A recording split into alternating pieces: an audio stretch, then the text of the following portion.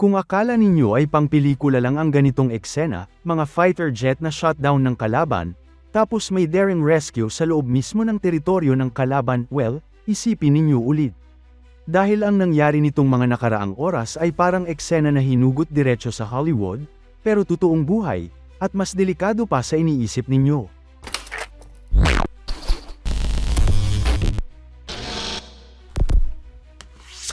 Dagdag pa rito, hindi lang simpleng aksidente ang tinitingnan ng maraming analyst dito.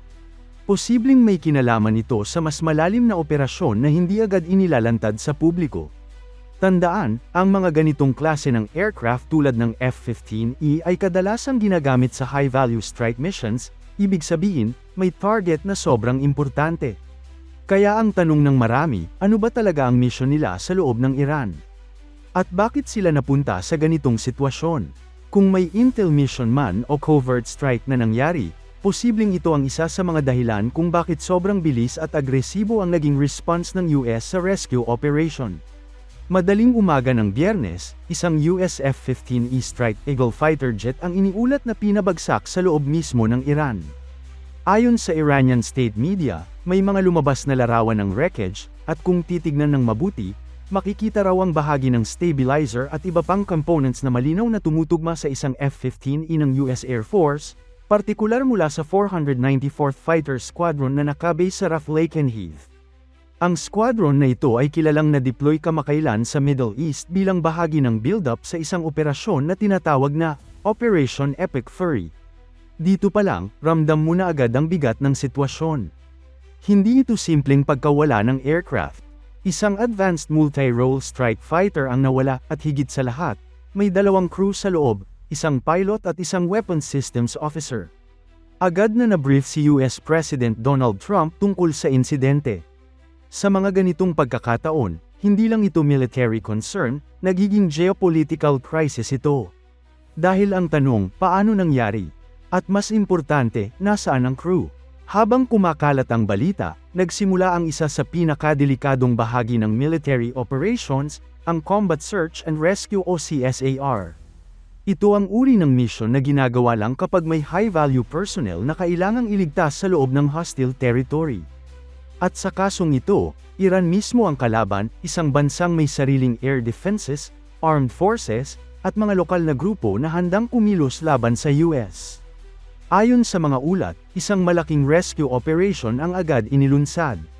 Hindi ito basta-basta, kabilang sa mga aircraft na nakita sa operasyon ng HH-60J Pave, isang helicopter na espesyal na dinisenyo para sa rescue mission sa combat zones. Kasama rin ang HC-130J Combat King II, na nagsisilbing support aircraft para sa refueling at coordination ng rescue mission. Pero hindi lang yan. Mas lalo pang naging intense ang sitwasyon nang sumali rin sa operasyon ng isang F-35A stealth fighter at isang MQ-9A Reaper drone. Ibig sabihin, hindi lang rescue ang ginagawa, may kasamang surveillance, air cover, at posibleng strike capability kung kinakailangan. Habang nagpapatuloy ang operasyon sa southern Iran, partikular sa Khojaluya at Boyar Ahmad Province, unti-unting lumalabas ang mga mas nakakabahalang detalye.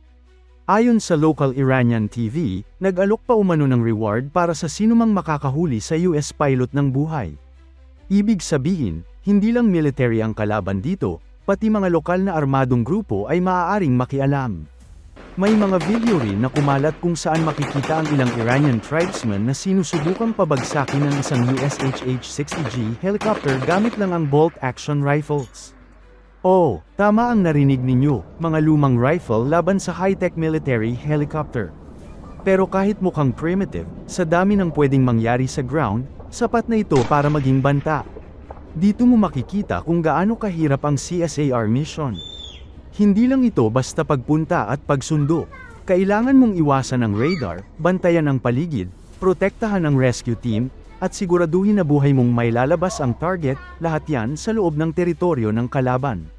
Bukod pa dito, mahalagang tandaan na ang bawat segundo sa ganitong operasyon ay kritikal. Kapag mas matagal na naiwan ang piloto sa ground, mas tumataas ang risk na mahuli siya o masaktan. Kaya ang coordination sa pagitan ng iba't ibang aircraft, mula sa drones hanggang sa fighter escorts, ay dapat eksaktong-eksakto. Isang maling galaw lang, pwedeng magresulta sa mas malaking trahedya. At sa loob ng hostile territory gaya ng Iran, halos wala kang margin for error. Lahat ng galaw ay dapat planado, mabilis, at tahimik. Sa gitna ng lahat ng ito, may isang development na ikinagulat ng marami. Ayon sa mga sources, nagdesisyon ang Israel na kanselahin ang ilang nakaplanong strike sa Iran. Ang dahilan, para hindi maapektuhan ang ongoing rescue operation ng US. Isipin ninyo yan, sa gitna ng tensyon sa Middle East, may isang bansa na umatras muna sa military action para bigyan daan ang rescue ng isang pilot. Ibig sabihin, ganun ka-critical ang mission na ito. At pagkatapos ng matinding operasyon, dumating ang balitang hinihintay ng lahat.